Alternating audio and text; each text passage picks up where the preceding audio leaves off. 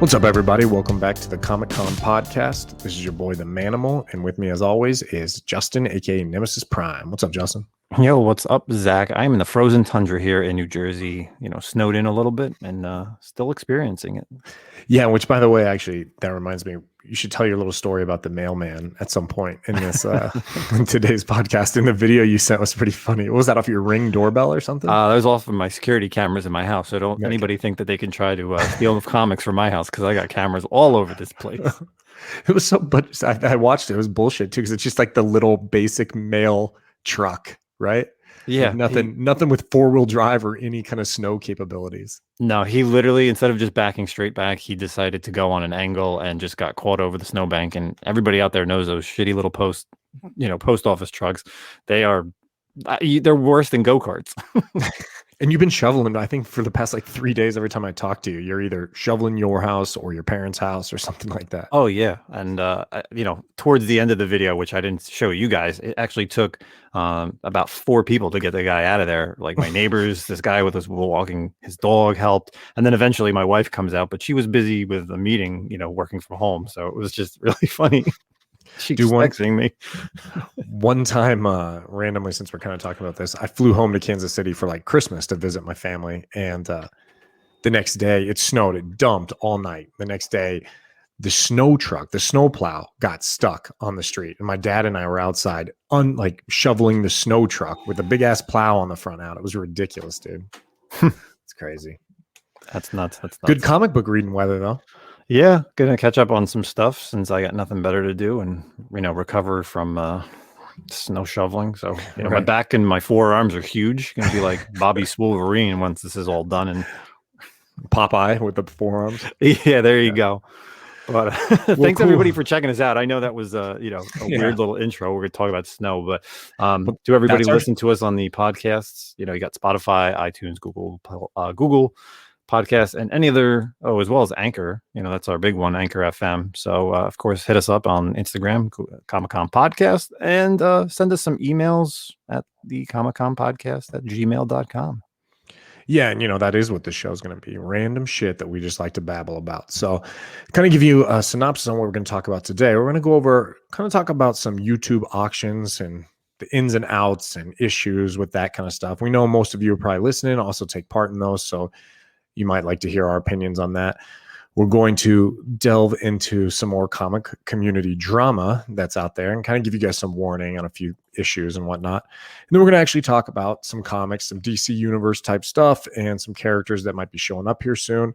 And then, as always, we are going to finish with kind of what books we are currently reading this week and that we enjoyed. So off to the races, I guess. So first, we'll talk about the YouTube auctions. So a lot of people that are in the YouTube community take part in the auctions that go on. Pretty much every channel that's a comic book channel does some form of an auction, right, Justin? Oh yeah, and some channels just do them specifically. They don't they barely put out haul videos. They just do auctions. And these are good. Like the YouTube auctions are great. I'm not a big partaker in them, but you can get good deals. You can get stuff for steal, and sometimes it goes the opposite way as well. So. But you make money. You make good money sometimes. I think that's about the only thing I participate in. I don't really buy anything off auctions. So, so what's your issue with auctions? Not so much issues, but I've been on auctions. Like you said, I've participated in auctions. Some of the big guys out there, the NY Warriors, have been doing it for years. Right. Lords of the Long Box, the channel that we are both also on. We do them quarterly. So when we do them, it's like we bring the good books. Yeah. 3 Men in a Basement does it. Very Gary does it. Strictly Comics, Jay Blitz Comics, just to name a few guys out there that I've seen, ones that I've been on and ones that I've bought things from. So, it's just really interesting with YouTube auctions. And the one thing that, like you said, I like is the fact that, yes, you can get books cheaper than you'd be buying them on eBay or an auction house or something like that, which is always nice. My problem with the YouTube auctions is when people are, selling books and you're starting these auctions at such high prices.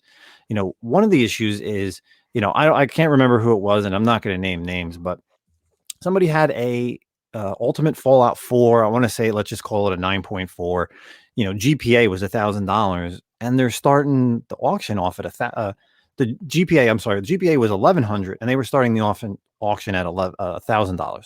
So you're Right. only starting at $1,000 less than what you could buy it for. And maybe let's just say eBay or any other type of online site.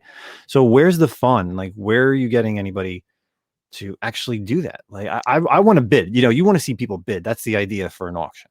Right. You want the opportunity as a buyer to get it for, cheaper. Because if not, like you said, then you're going to go to eBay and just buy Ultimate Fallout for cover price or the GPA price. I mean, like at the time, so that is the appeal for the auctions. And I think as someone who's selling in an auction, you have to realize that for the most part, and don't get me wrong, sometimes you're going to make out really well, but you break even. Like a lot of times your book that you think is going to sell for, high ends up dumping like $200, $40 less than you thought or whatever. And then some random ass book that you didn't think you're going to make any money on for whatever reason gets to a bidding war. So, you come into the auction knowing like, oh, I'm going to make X amount of money, and it fluctuates. The books that you think will go higher, go lower, and the books you think go lower, go higher.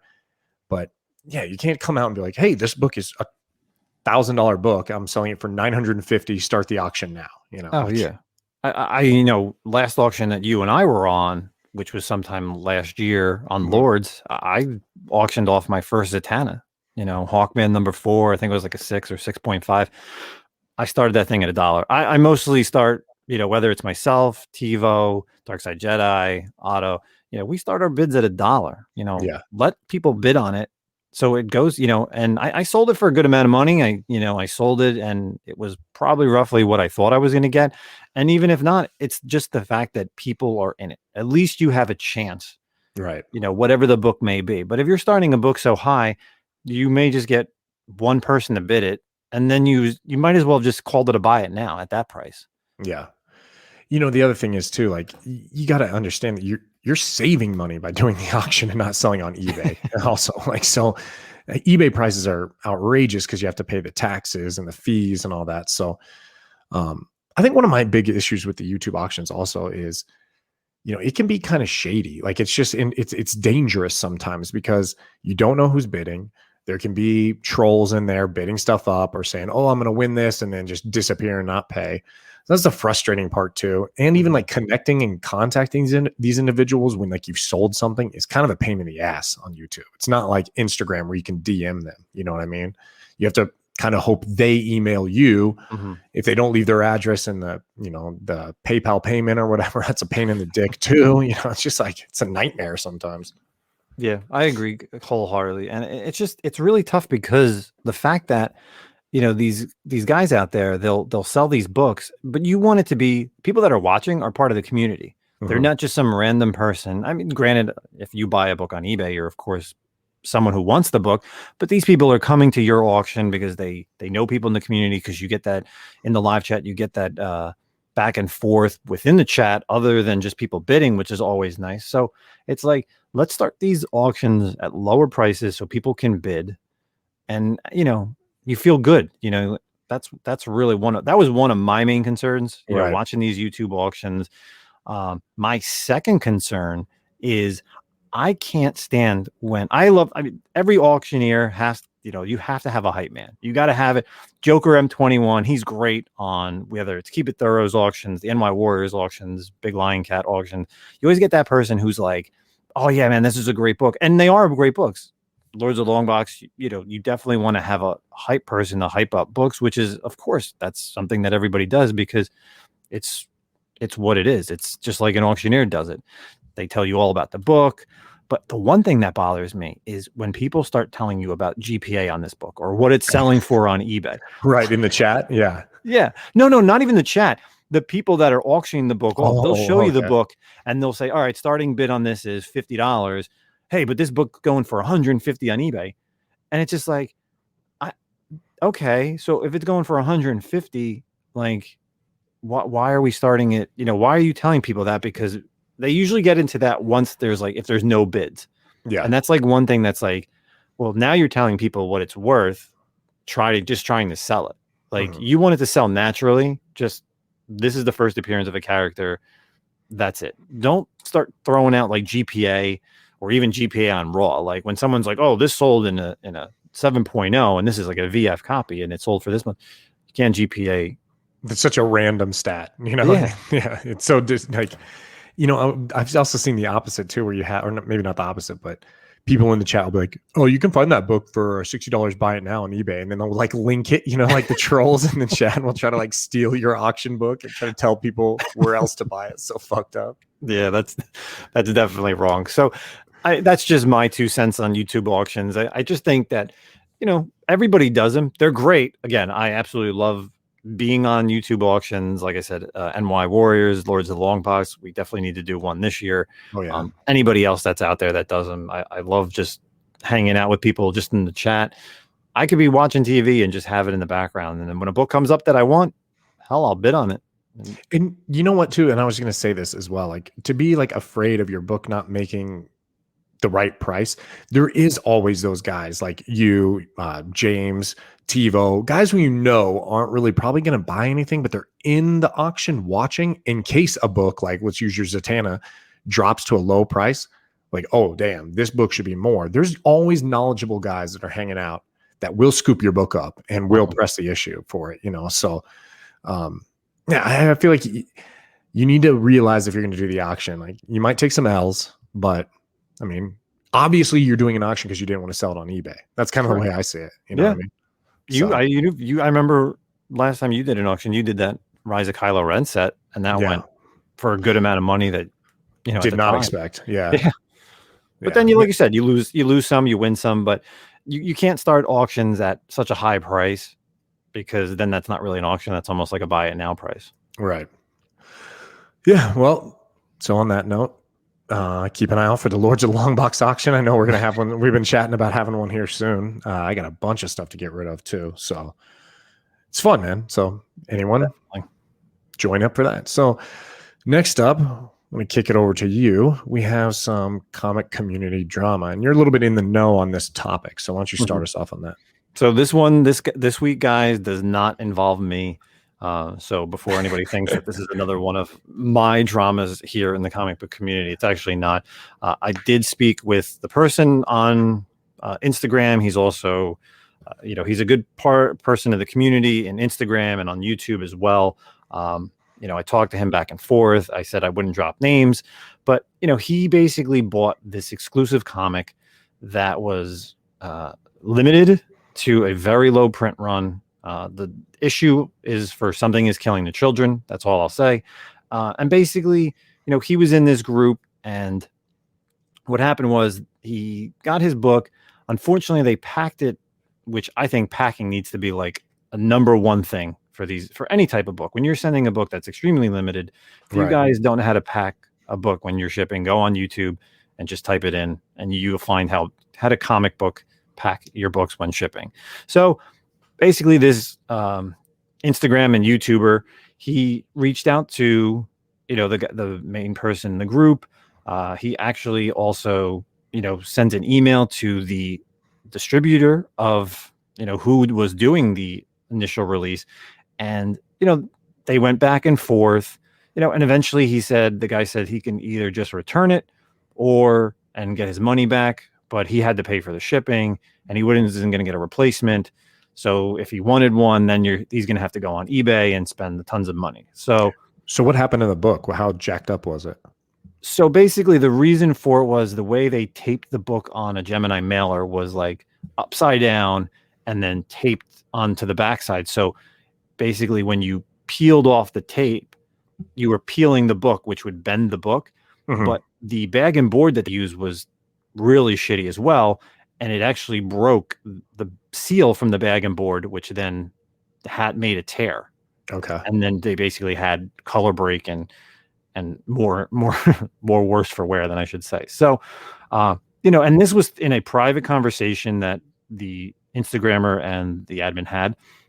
And eventually he just got fed up and he had to, reach out to the comic book community. And, he even, went as far as it's even funnier. The person who sold the book and the admin basically stated that, they're blaming Boom Studios for it, and all this other Yeah, stuff, which is crazy. because Boom Studios sent it to him, right? Yeah, you can't blame Boom Studios. You can't blame Ross Ritchie, who's the CEO.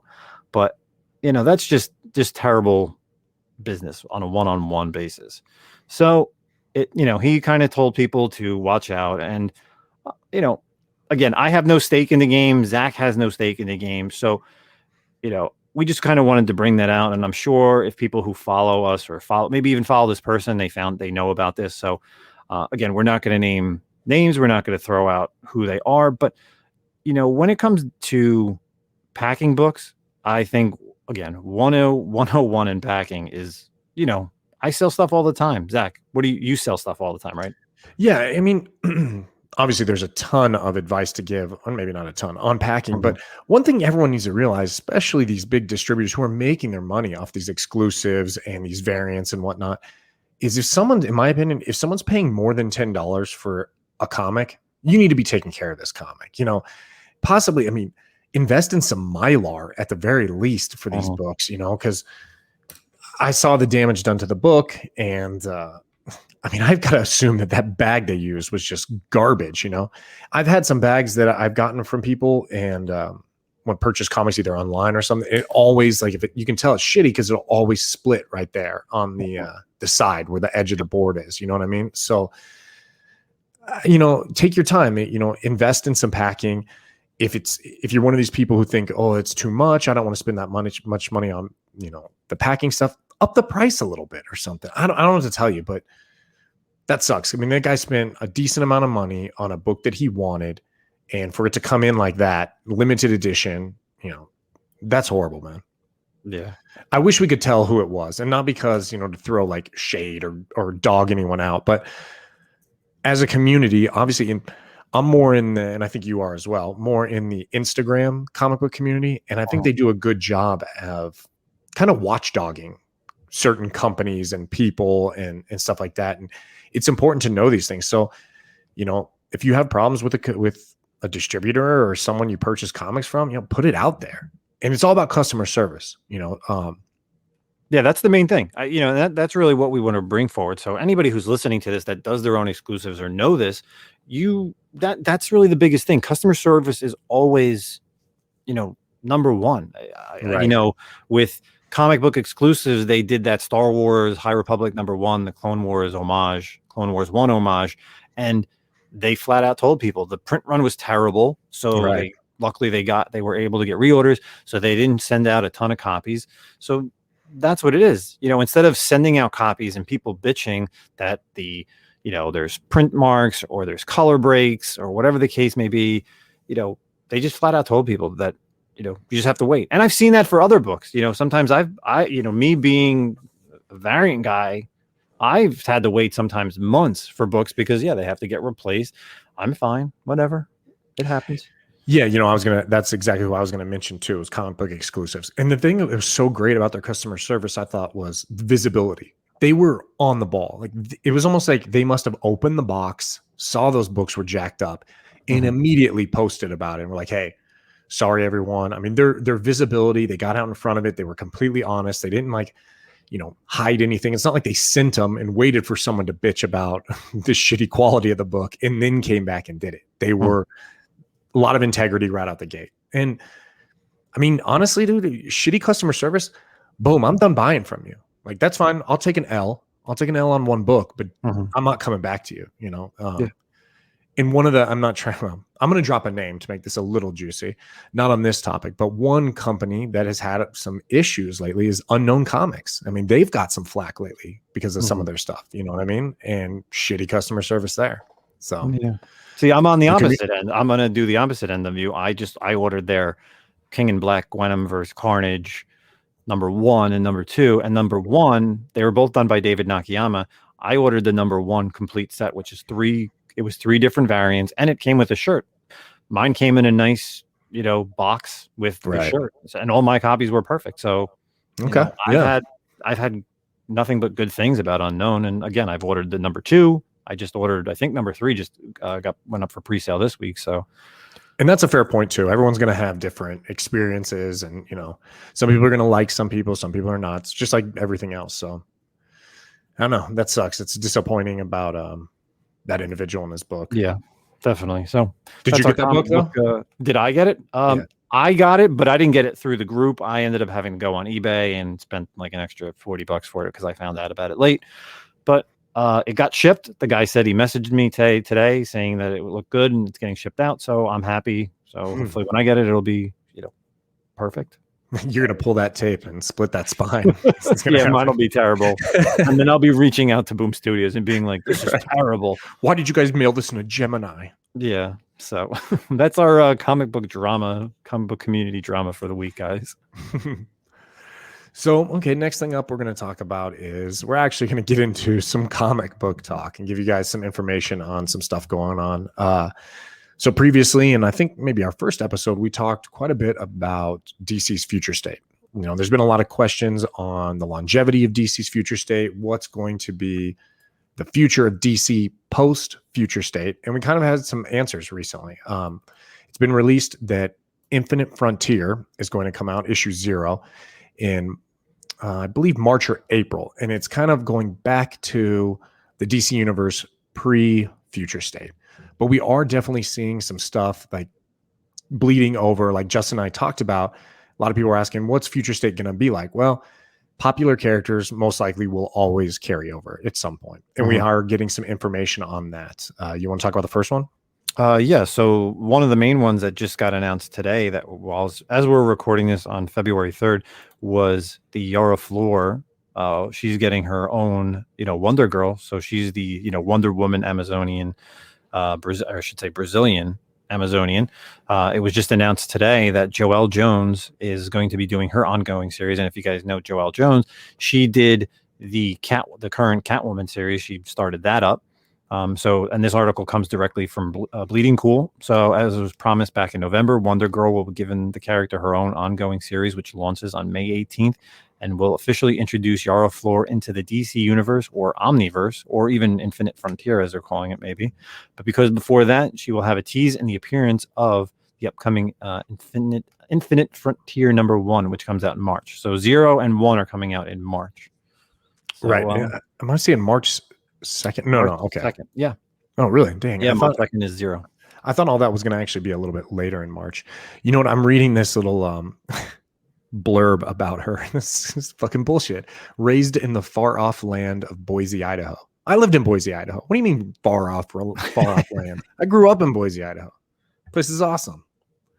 But no, that's cool, man. Obviously, she was one of the breakout stars of Future State. Some of the other ones that were a big deal that we're seeing a lot of hype for is Red X. And it's also been announced that the new Teen Titans storyline called Teen Titans Academy will introduce a new group of teen heroes, including the future Red X, to the original new Teen Titans. So we're going to see more of Red X showing up in the DC universe. I'm trying to think what else is coming. Oh, here's another. Well, do you know what's just let's kind of pick apart the Red X. So everyone's kind of thinking, and we talked about this actually just this week on Lords of Longbox, that everybody was buying that Batman 96 because they're saying that it's Clown Hunter in the future, right? But I wouldn't be surprised since and this is spoiler, so if you haven't read Teen Titans Future State #1, just kind of skip the next 2 minutes. So you know how like Nightwing kind of has like the costume that looks like Deathstroke? Maybe the Red X Future State is actually Jericho. Ooh, it's a good call. He's been gone for a long time too. Yeah, and it's kind of an alternate universe type of thing. So why can't Jericho be Future State Red X? Yeah, it definitely could. I feel like they might try to make it like an all new person, Yeah. I know you are. I'm not familiar with Red X actually in terms of, wasn't his first introduction in like the cartoon? Yeah, the Teen Titans Go cartoon, and then he's in like I think he's in one comic from Teen Titans Go. So, he played a bigger role in the cartoon than he did in the comic book series because it wasn't a really long series. But, like you said, with spinning out of Future State, we're getting Teen Titans Academy. So now we have Image kind of has Deadly Class, which is an academy type thing. You have Strange Academy in Marvel, and now DC is going to have Teen Titans Academy. And it actually is picking up from where like the Teen Titans or the Titans storyline ended pre Future State, which was kind of Nightwing and all the original Titans getting together and saying, look, we're going to bring all these juvenile characters together and teach them how to be Teen Titans. They realized that like there's been too many little shoot off teams and they've been doing shit on their own and all jacked up and whatnot. So what we are seeing is continuation of storylines pre-Future State carrying over into the future. So, which is cool. You know, one of the other big ones is Bendis taking over Justice League. What's your opinion on Bendis and DC? I think he's done a good job so far with the Action Comics. I would say the Action Comics has been okay. I'm not a huge Superman fan, so I can't say that I've been keeping up with that. I've of course, love Naomi. Speaking of Naomi, she's actually going to be one of the characters in his Justice League. But, you know, I think it's definitely going to be an interesting read after, you know, Scott Snyder did the reboot of the, whatchamacallit, Rebirth series. Yeah. So. And then Tynion took over. Yeah. Oh, yeah. And then Tynion took over. So according to, you know, DCComics.com, the new members on the Justice League are Black Adam, Naomi, and Hippolyta. So. That's a weird class right there. So I read most of Bendis's DC stuff. I liked the Man of Steel. Was it like a 5 or 6 issue miniseries? And I think out of the 2 titles he was writing, Action and Superman, I enjoyed Superman more than I did Action. His Teen Titans, I don't know, or Young Justice. I'm sorry, his Young Justice was okay. Right. I did not read Wonder Twins, and you know, I didn't read much Naomi. She bled over into Young Justice, but it almost seemed like to me, Bendis's time in this recent DC was like him trying to recapture what felt like Ultimate Spider-Man to me. He was trying to make the characters young again. I'm sorry, this guy's not young anymore. He's old. I don't think he's actually in touch with like the youth of the world anymore. And he's trying to write these young characters, and it felt dated to me. But I'm also older, so you know, I don't know. I didn't have the same oomph that like Ultimate Spider-Man did. But you know, I'm glad he's sticking around. Let's, you know, switch him up, give him more adult characters. And, you know, I think it's cool they're letting him take over his creation, Naomi, as well, you know. So yes, I think she'll eventually come to, you know, they've announced that she is coming to a series on CW. So I'm excited for that. And the final one that we talk about for as far as Infinite Frontier is Jeff Johns and Todd Nauck doing an all new Supergirl storyline. Stargirl. What did I say? Supergirl? You said Supergirl. It's okay. Terrible. That could be cool, man. JSA. If it has JSA, I'm in. You know what I mean? Yeah, absolutely. I think with the current series, well, you know, the CW's Stargirl, which was on DC Universe season 1, I liked it. I think it was one of the better first seasons of any of those shows. And, you know, I'm kind of just waiting for season 2 to happen now. So I think to bring Jeff Johns back, because he created the character way back when, you know, we definitely needed a new Stargirl series to kind of, you know, people who don't know who she is, now you're going to, you know, you'll know about her more. Because she was on what? She was on Justice League United, right? New 52? Yes. Yeah. And I'm trying to think where else. I didn't watch the show at all. Does he have any, did he have any directorial or writing? Oh, yeah. He was big. He was like one of the producers in the show. I mean, it's his baby because the character is off of his, deceased sister. Mm-hmm. I didn't know he kind of created her. You know, it was kind of a homage to her. So I think that's really, you know, that's the real thing with Stargirl is that he does not want to be anybody done wrong for her. So he will definitely be the only one writing that series. So didn't she make an appearance also cinematically or television wise in Legends of Tomorrow, or was it Smallville, or both? I think maybe she showed up in Smallville. Yeah, because they had the JSA there, so she showed up there, and I can't remember if there was that. Did you watch much of Legends of Tomorrow, that first season? Yeah, no, I definitely did. So that was like the best season, but they were doing all the time travel stuff with JSA, and like different members of the JSA were showing up. I can't remember if she showed up or not, but anyway, rabbit hole, fell down there. Hey, that's what we do here on the Comic-Con podcast. So yeah, some little DC news there, which is interesting. You know, kind of keeping up on maybe television news. What did you think about WandaVision this past week? Oh yeah, WandaVision, everyone. So here's another thing. If you have not watched episode 4 of WandaVision, please skip over this part so we can, you don't want to know what happened. First 3 episodes, you guys know we talked about it. I kind of just grinned and bared through them. But episode 4, yeah, it finally, it's finally catching fire. It's finally showing something on a different side of the MCU. You're getting characters who were, I would say C-level characters in those movies like Thor and Ant-Man, and they're bringing them more into like the fold. We finally saw somebody get unblipped, right? That was awesome. Yeah, that was definitely. I kind of want to do a video edit where characters are being blipped out and then doing all these people blip back in. Yeah, that was really cool. And at first, I remember when we saw it, I was kind of like, wait, what's happening? And then I realized, I was like, oh. And then I think I even said to my girl, I was like, that's the first time we've seen anyone unblipped before, which, by the way, worst designation of a term also. Really what we're calling it the blip. It sucks, dude. But yeah, I was a little, I was worried because I think you texted me that morning. And I said I was like, oh, I'm getting ready to watch WandaVision or something. I think you're like, oh, it was kind of a filler episode. But I didn't find it. I mean, I get what you meant by that. When I was done with the episode, I was like, I guess it was a filler, but I feel like I got more story in that than I did in the first 3 combined, to be honest with you. Like, you actually know what's going on now, or to some extent, Yeah. Theories out there for everybody. Right. So I liked it, man. I really enjoyed this episode. I loved Kat Dennings' character. She's great, man. She's been great in the first 2 Thors. I'm glad they brought her back.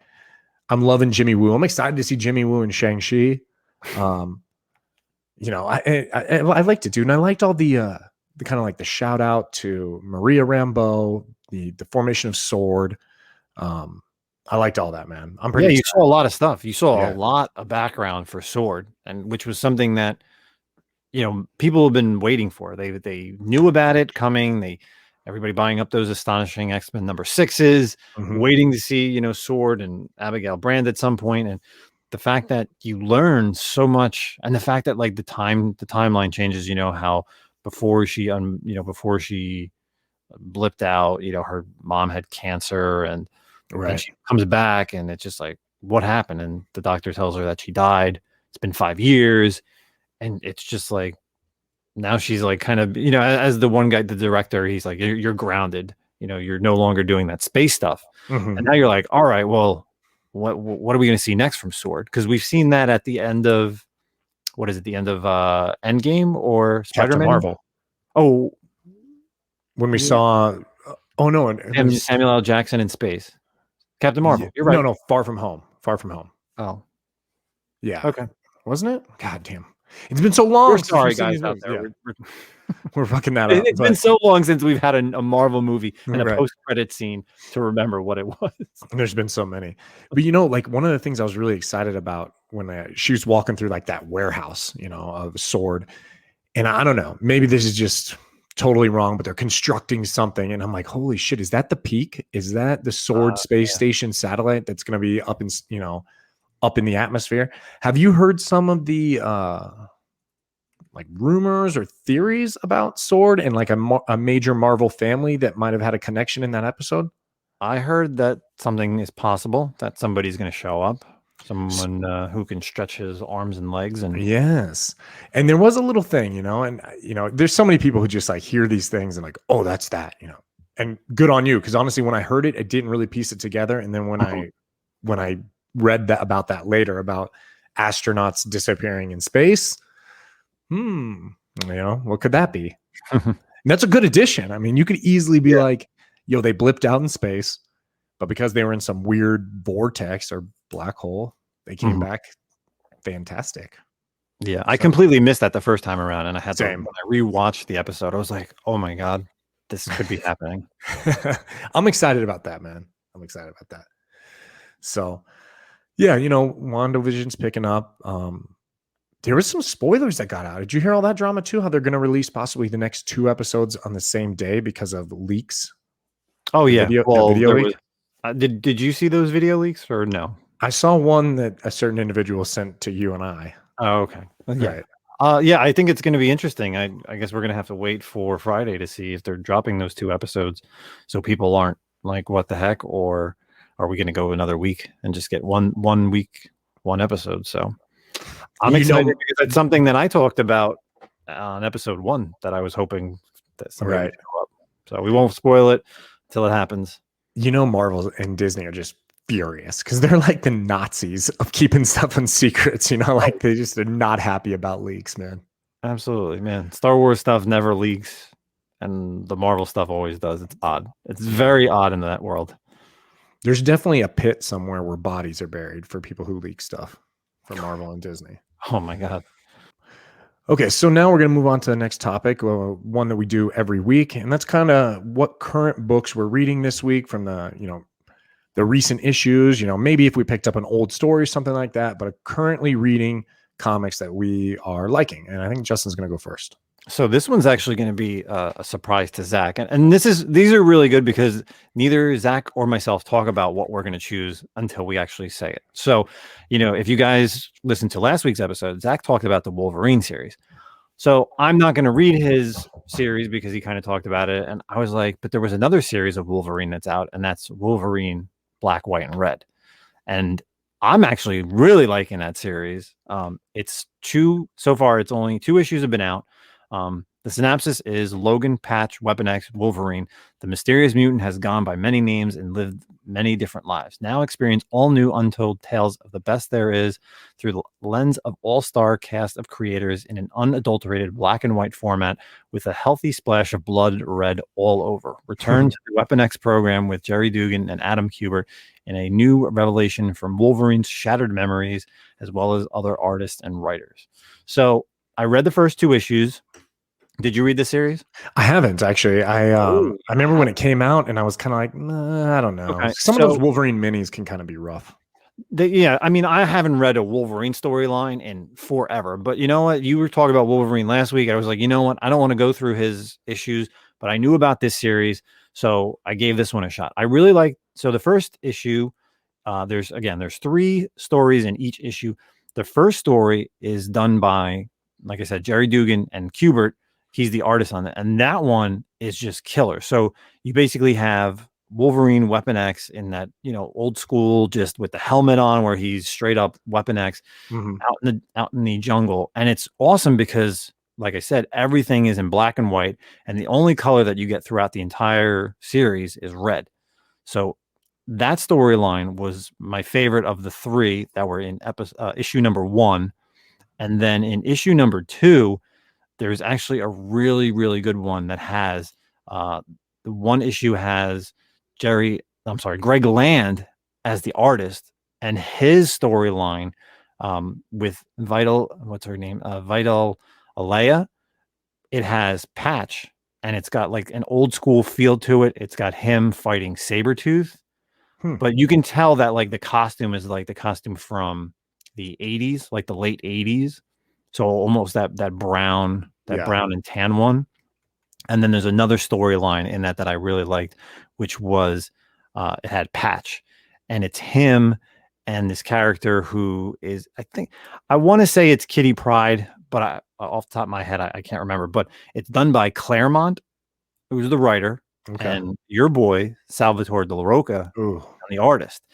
And it's like him in what'd you call Madripoor? Is that how you say it? Yeah. Madripoor. So it's like awesome because you got his artist style, you got Salvatore's art style with this like oriental feel. And again, all it is black and white, and just you get red from a lot of the blood because that's all Wolverine does. But I like this series a lot, and I definitely think you guys should definitely check it out. It's only got 2 issues so far. I think it's only going to be 4 issues, but I could be wrong. No, I think you're right. So that's my pick for this week for what I'm currently reading. So what do you think? Each story just individual, or does any of the stories from issue 1 carry over to like issue 2, or is it literally just like an anthology? Yeah, it's just like an anthology. Oh, cool. It's really just every issue so far, which is only 2. Each story is a little different, and each story is done by a different artist and writer. The main one from issue 1 was with Dugan and Kubert. You also have Matthew Rosenberg and another one you have Declan Shanley, who, he was actually the writer, artist, and colorist on the third story in issue 2. And then, like I said, the favorite one that I liked was between the Greg Land on issue 2, as well as the one with LaRocca and Claremont writing. It was pretty freaking awesome. Man, I'll have to go back and check that out. Oh, definitely. I mean, you're a Wolverine guy, you're an X-Men guy. Anybody who likes Marvel, I highly recommend checking out this series. Cool.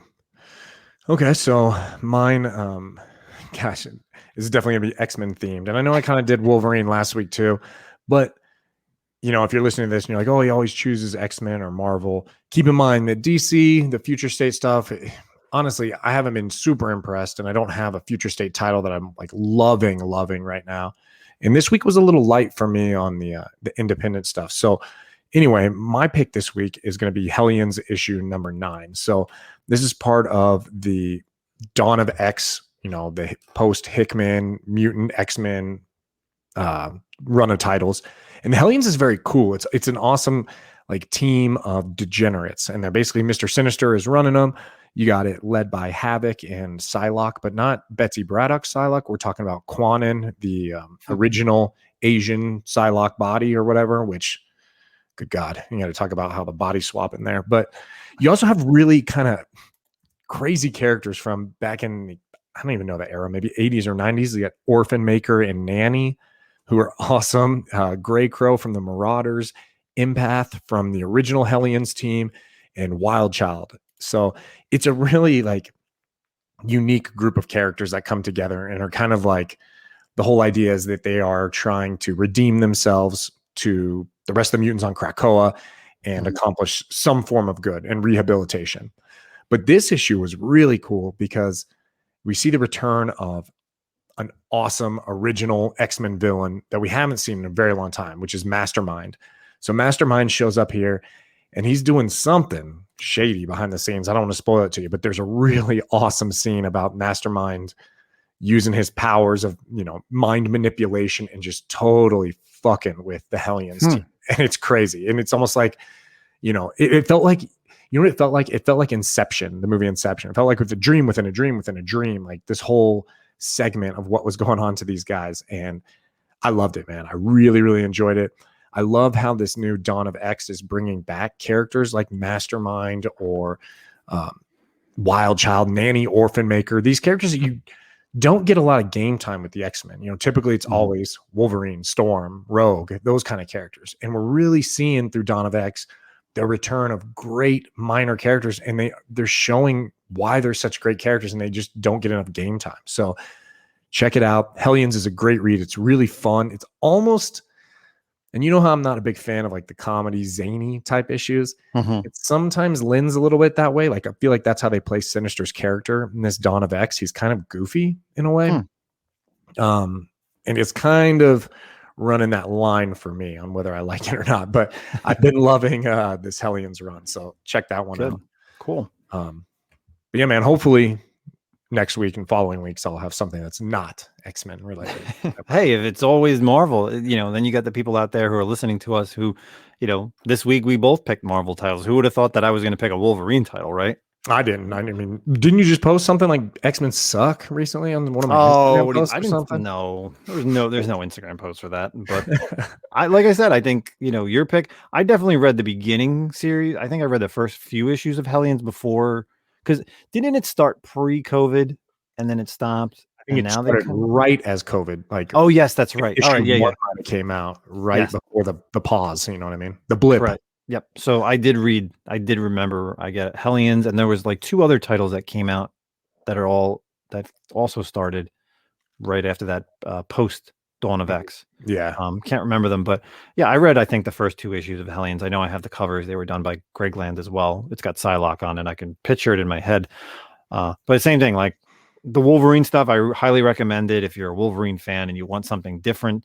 If there's 3 stories in one, it is probably a little bit pricier because it is a thicker book. I think it's like $7.99, but I highly recommend checking it out because you get to see different styles of him, and just the black and white, like noir style is awesome with just that little hint of red every time he's like killing people, or they'll throw a little color red in, maybe in like the dress, like when they're in Madripoor. It's really interesting. So you're an X-Men guy, man. Go out there and read that from now. So it's kind of like the first 1 or 2 episodes of WandaVision with the occasional red in there, right? The black and white. Oh, yeah. You're right. You're right. There you go.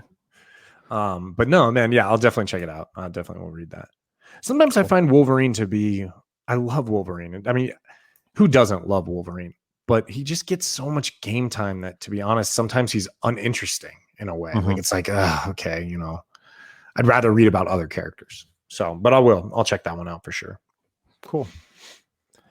So I think, you know, that's about all we've got this week.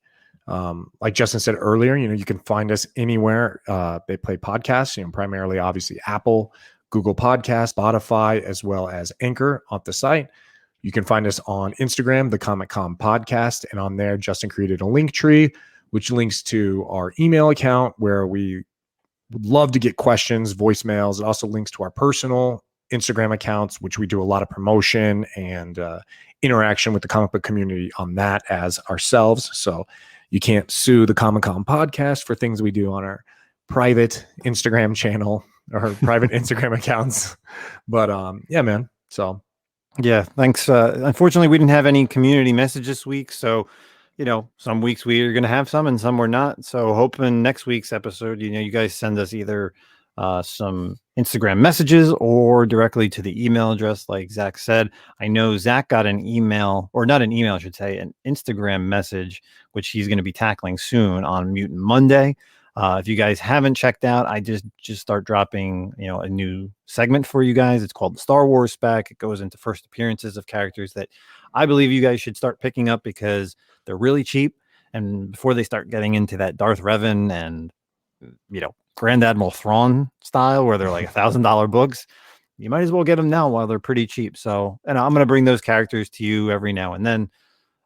Other than that, it's been an absolute pleasure, guys. Thank you so much for the support. You know, Zach and I, we checked the analytics, and we just noticed, you know, we hit a milestone last week. So we really appreciate everybody, you know, and we're not even a month old. So we really appreciate everybody, listening to us on all the different platforms, whether you follow us directly on Instagram, if you know us from the previous YouTube community and IG community, or you're finding us for the first time. We really like that everybody is listening and loving this podcast. And keep an eye out, you know, here soon, we probably will drop some of these videos on our YouTube channel, the Comic Con Podcast. And don't expect us to look super great or show anything off on the camera, but you can listen to it and watch it. And you can see my messed up hair right now, where it currently looks like I rolled out of bed. But yeah, you know, like Justin said, really appreciate all the support. We're excited to keep this going. It's our first complete month. So yeah, man. And definitely check out Justin's Star Wars stuff. Like he said, you're going to find some characters in there that are affordable in the dollar bins. And as you know, Star Wars is hot right now. So check it out. All right, guys, we will catch you back here next week. From myself, Justin, thanks so much. Zach. Later, guys. We appreciate it. And see you again next week.